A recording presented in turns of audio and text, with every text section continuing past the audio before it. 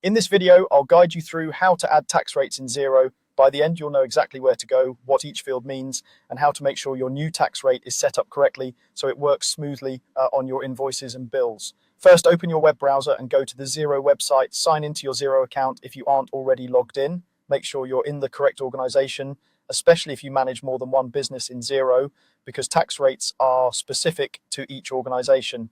Once you're on the main Xero dashboard, look towards the top of the screen and find the menu option labeled Accounting. Click on Accounting to open a drop-down menu.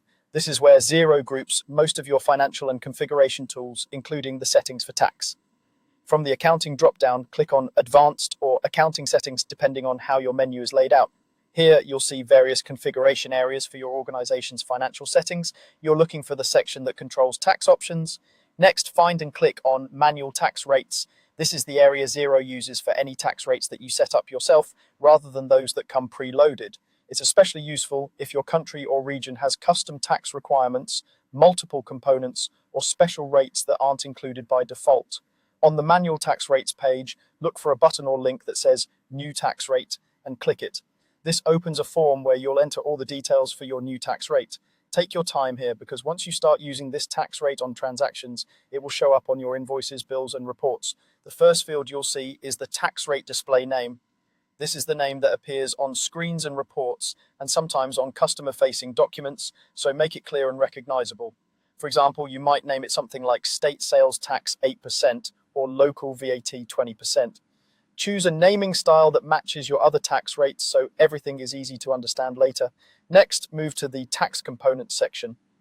Tax components are the individual parts that make up the overall tax rate. For example, if your total tax is 15% made up of a 10% federal tax and a 5% local tax, you would enter each of those as separate components.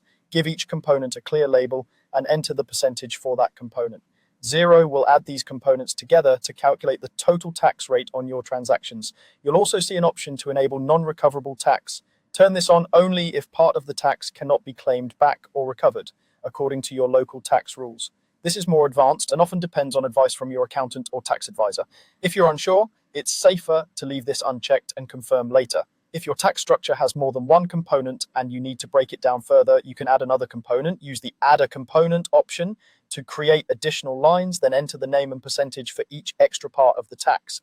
Again, Xero will total these for you automatically when you've entered the display name, all required components, and adjusted any options you need. Review everything for accuracy. Make sure the percentages are correct and that the names are clear. When you're happy with the setup, click Save. Your new tax rate is now created and ready to be used on your invoices, bills, and other transactions in Xero.